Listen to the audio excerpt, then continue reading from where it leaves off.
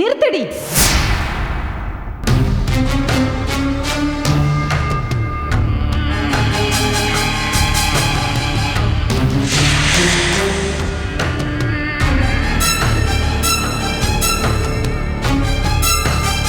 என்னடி செஞ்சிட்டு இருக்க? என்ன செஞ்சிட்டு இருக்கேன்னு கேட்டேன். இல்ல, இன்னைக்கு செவ்வாய்க்கிழமை, அதான் சாமி கும்பிடலான்னு சொல்லி சாமி போட்டோவெல்லாம் தொடச்சு சந்தன குங்குமம்லாம் வச்சு பூ போட்டு விளக்கேத்திட்டு இருக்கேன்.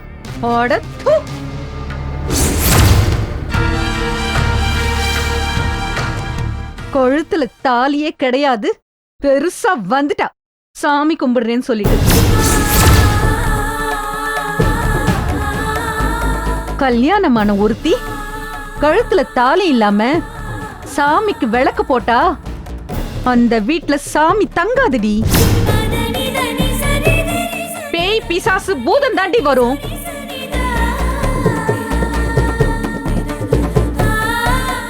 தெரியாம தான் கேக்குறேன். உனக்கு விளக்கேத்த என்ன தகுதி இருக்குன்னு இங்க வந்து விளக்கேத்திட்டு இருக்க? எப்ப கட்டின தாலிய பாதுகாக்க முடியாம விட்டுட்டு வந்தியோ அப்பவே அந்த தகுதி உனக்கு இல்லாம போயிடுச்சு. உனக்கெல்லாம் சாமி கும்பிடுற, விளக்கு போடுறேன்னு இந்த பக்கம் வர்றதுக்கு கூட அருகதை கிடையாது. என்னடி பாக்குற? ராசி கெட்ட கழுதிக்கு எதுக்குடி இந்த ஆசை? நீ கட்டிக்கணும்னு ஆசைப்பட்டவன் உனக்கு தாலி கட்டுறதுக்கு முன்னாடியே போய் சேர்ந்துட்டான். இன்னொருத்தன் கட்டின தாலியும் உன் கழுத்துல தங்கல. அப்படி என்னடி ராசியில பிறந்த? இங்க பாரு, இங்க பாருன்னு சொன்னேன். உனக்கு முதலும் கடைசியுமா சொல்றேன். இன்னொரு தடவை இந்த மாதிரி ஏதாவது பண்றேன்னு வந்து நின்ன உனக்கு மரியாதையே கிடையாது. சொல்லிட்டேன். போன்னு சொல்றேன்ல.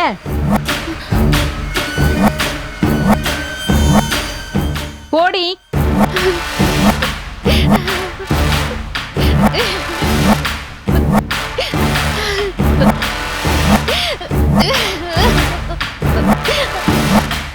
ஈசு, விளக்கேத்து.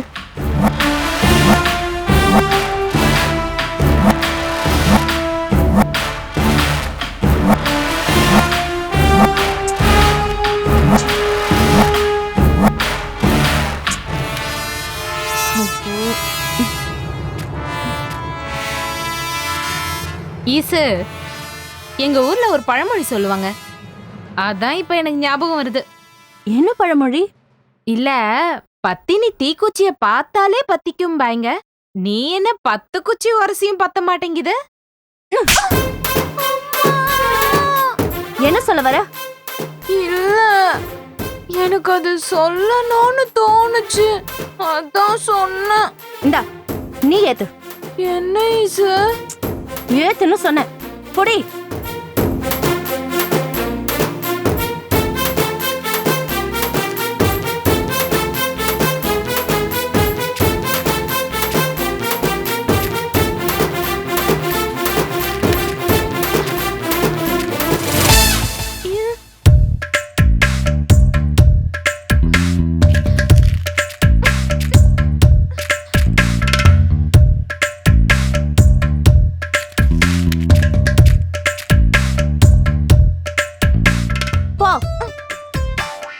போங்கறல, ஒரு பழமொழி சொன்னல, போய் கண்ணாடிய பார்த்து உனக்கு நீயே சொல்லிக்கோ.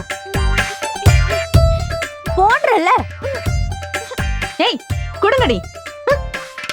ஆளுங்கள பாரு, 2 பேருக்கும் ஒரு தீக்குச்சி பத்த வைக்க தெரியல.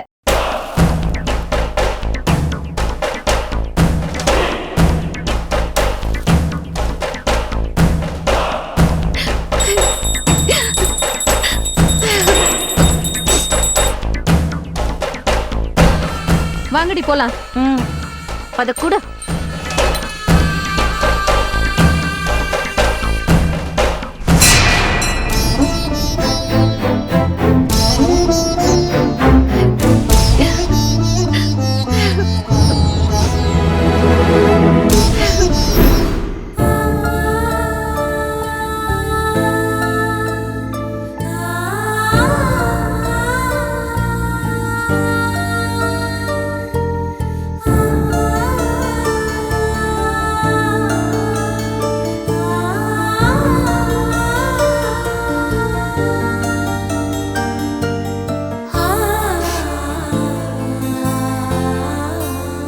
என்னங்க இந்த நேரத்துல இங்க வந்து நிக்கிறீங்க?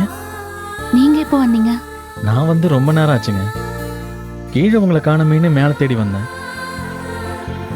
எதுக்காக இங்க வந்து உட்காந்துருக்கீங்க? ஒன்றும் இல்லைங்க, சும்மாதான் கொஞ்ச நேரம் தனியா இருக்கணும்னு தோணுச்சு, அதான். ஓ, என்னாச்சுங்க? உடம்பு எதுவும் சரியில்லையா? டாக்டர் கிட்ட போகணுமா? இல்லைங்க, அப்படிலாம் எதுவும் இல்லை. அப்புறம் எதுக்குங்க இப்படி டல்லா இருக்கீங்க? வீட்டில் யாராவது எதுவும் தப்பா பேசினாங்களா? இல்லைங்க, அவங்க சரியா தான் சொல்றாங்க. புரியல. எனக்கு என்னமோ அவங்க சொல்றதெல்லாம் சரின்னு தாங்க தோணுது. என்னங்க சொல்றீங்க? ஆமாங்க, அவங்க சொல்ற மாதிரி எனக்கு தாலி பாக்கியம் இல்லைன்னு தான் தோணுது. அது மட்டும் இல்லாம அவங்க என் வாழ்க்கையில நடந்தது தானே சொல்றாங்க, இல்லாததையா சொல்றாங்க. அவங்க சொல்ற மாதிரி கடைசியில இந்த தாலியும் என் கழுத்துல இல்லாம போயிடுச்சு. உங்க கூட பிடிச்சு வாழ்ந்தனும் பிடிக்காம வாழ்ந்தனும் எனக்கு தெரியல, ஆனா இத்தனை நாளா என் கழுத்துல தாலின்னு ஒண்ணு இருந்துச்சு. அது இன்னைக்கு இல்லைன்னா என்னங்க அர்த்தம்?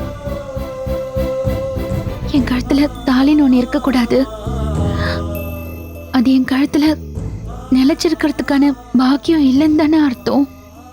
என்னங்க அவங்க தான் ஏதோ அப்படி பேசுறாங்கன்னா நீங்களும் அவங்க சொன்னதை இவ்வளோ சீரியஸா எடுத்துக்கிட்டு மனசை போட்டு குழப்பிக்கிட்டு இருக்கீங்க.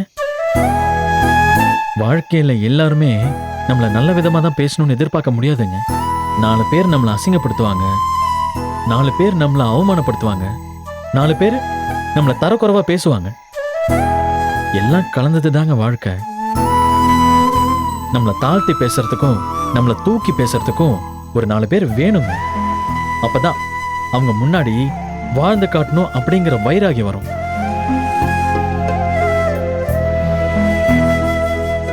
ஒரு சின்ன கதை சொல்றேன், கேட்கணும்னு தோணுச்சுன்னா கேளுங்க. ஒரு ஊர்ல பழங்குடி மக்கள் இருந்தாங்க.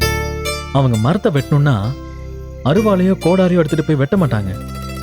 மொத்த பழங்குடி மக்களும் அந்த மரத்தை சுத்தி நின்னு, ஏ மரமே, உன்னால இந்த பூமியில நினைச்சு வாழ முடியாது, நீ சீக்கிரமே அழிஞ்சு போயிடுவ, அப்படி இப்படின்னு அதை தாழ்த்தி பேசி நிறைய சாபம் கொடுப்பாங்க.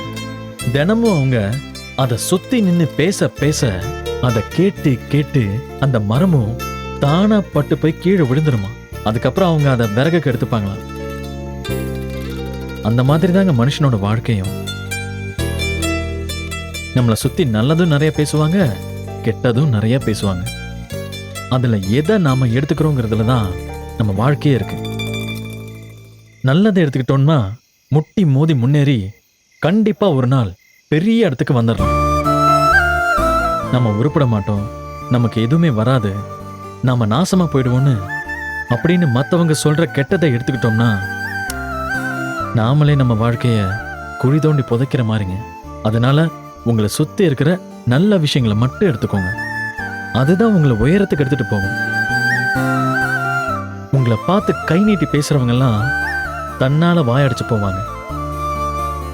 நீங்க வேணா பாருங்க, நம்ம வீட்டை பொறுத்த வரைக்கும் ஐயா, அப்பா, தங்கராசு மாமா, இதயக்கனி அண்ணன், புகழ், செல்வி, நான் எல்லாரும் உங்களை பண்பானவங்க, பாசமானவங்க, நல்ல புள்ள, அப்படி இப்படின்னு நல்ல விதமா தானே பேசுறோம். 3 பேர் தான் உங்களை தரக்குறைவா பேசுறாங்க. நீங்க ஏங்க நல்ல விதமா பேசுற 7 பேர் சொல்றத கேட்காம கெட்ட விதமா பேசுற அந்த 3 பேர் சொல்றத மட்டும் நினைச்சுக்கிட்டு இருக்கீங்க? நான் சொன்னதை எடுத்துக்கிறதும் எடுத்துக்காததும் உங்க விருப்பம். ஏதோ சொல்லணும்னு தோணுச்சு, சொன்னேன். தனியா இருக்கணும்னு சொன்னீங்க, நான் இதுக்கு மேல உங்களை தொந்தரவு பண்ணல. கதவை திறந்து வச்சிருக்கேன், உங்களுக்கு எப்போ வரணும்னு தோணுதோ அப்போ வாங்க.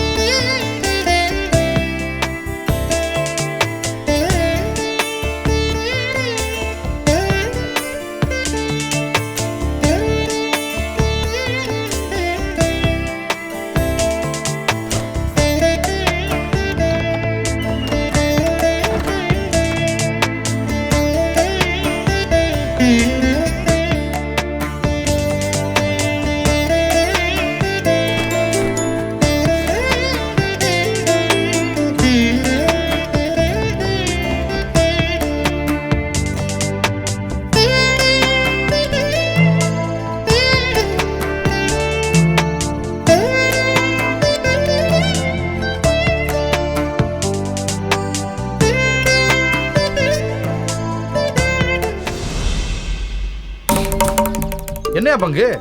அப்புறம் அந்த புள்ளைக்கு ஏதாவது ஃபோன் பண்ணியா?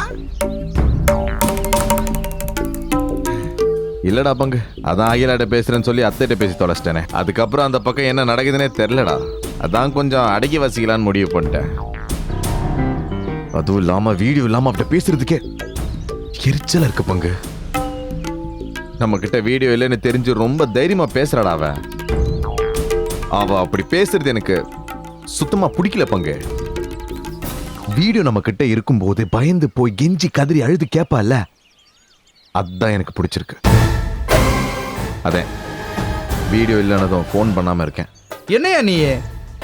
இதுக்கு தாயா உன்னை எங்களுக்கு அனுப்பிச்சு விடு, எங்க போன்ல ஒரு காப்பி இருக்குதுன்னு சொன்னோம். நீ கேட்டா தானே?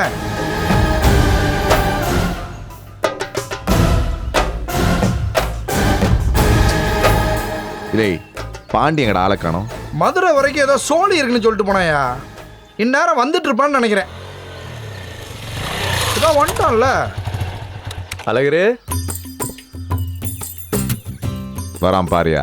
அழகரே வாடா பாண்டி. இந்தாயா. என்னடா அது?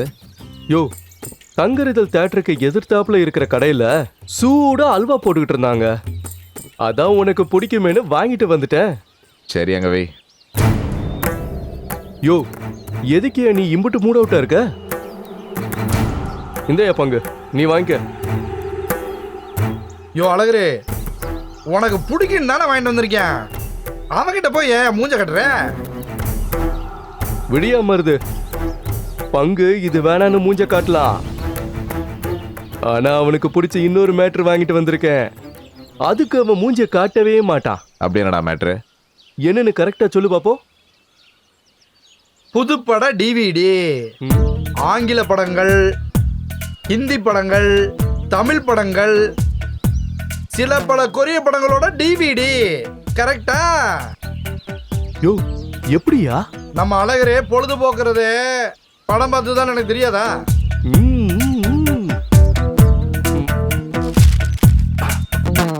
இந்த அழகரு பார்த்த படத்தையே திரும்ப திரும்ப பார்த்துக்கிட்டு இருந்தல்ல, அதான் பஜாருக்கு போய் புதுசா என்ன படம் வந்திருக்குன்னு கேட்டு மொத்தத்தையும் வாங்கிட்டு வந்திருக்க. இந்தாயா, நீயே குடியா. யோ, சும்மா அதையே நினைச்சிட்டு இருக்காம 4 படத்தை பார்த்து மனசை மாத்தியா? வர வர இதுல பாக்குறதுக்கே கடுப்பா இருக்குடா. பேசாம தியேட்டர்ல போய் பார்த்துடலாம் போல. வசனமும் புரிய மாட்டேங்குது, ஒரு மண்ணும் புரிய மாட்டேங்குது. ஐயா மருது, அம்மா அம்மாவுக்கு ஒரு உதவி பண்றியா? சொல்லுங்கம்மா. சமைச்சுக்கிட்டு இருந்தேன், சிலிண்டர் தீந்து போச்சு. ராசம்மாக்கா கிட்ட புது சிலிண்டர் இருக்குன்னு சொல்லிச்சு. அத போய் தூக்கிட்டு வரியா? தோ இப்பயே போய் எடுத்துட்டு வந்துடுறேம்மா. இதை வச்சிருங்கம்மா. யோ பாண்டி, வாயா போவோம். பாத்து போங்க. டேய் பார்த்து போங்கடா. சரியா?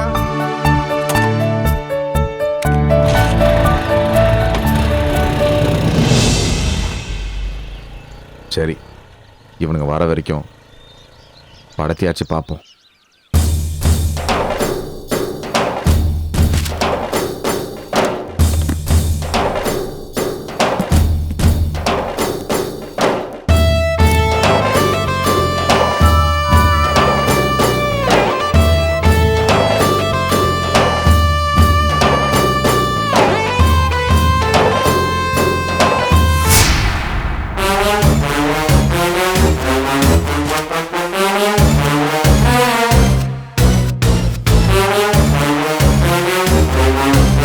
அகிலா வீடியோவா?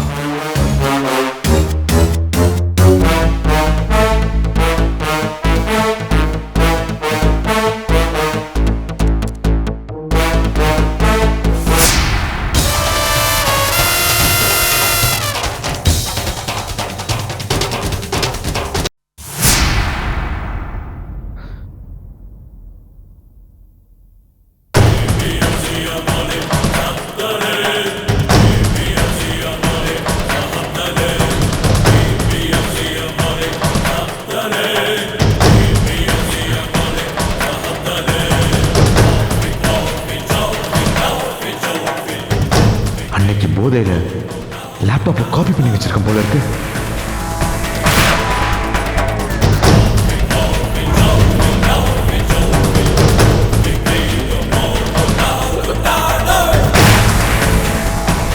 And அன்பே அகிலா உன் வீடியோவை சின்ன ஸ்கிரீனில் பார்த்தாலே இப்படி ஜூன் இருக்க பெரிய ஸ்கிரீனில் பார்த்தா எப்படி இருக்கும் எப்படி இருக்கும் எப்படி இருக்கும்னு எடுத்து போட்டு பார்த்தா பார்த்து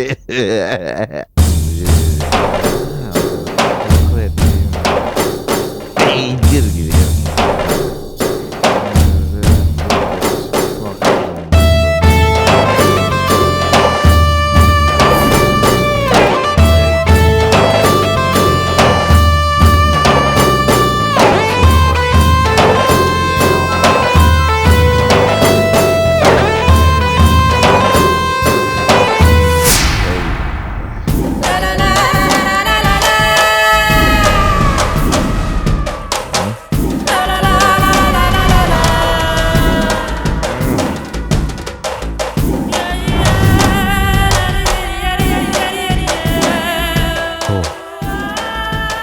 போதையில லேப்டாப்ல காப்பி பண்ணி வச்சிருக்கேன் போல. இதை நான் மறந்துட்டேனே. இந்த அகிலாவோட வீடியோக்கு பாவம் அறிவே இல்லை போல. இப்படி இந்த குட்டி பப்பி பாவம் மாமங்கிட்டே வந்து மாட்டிக்கிச்ச.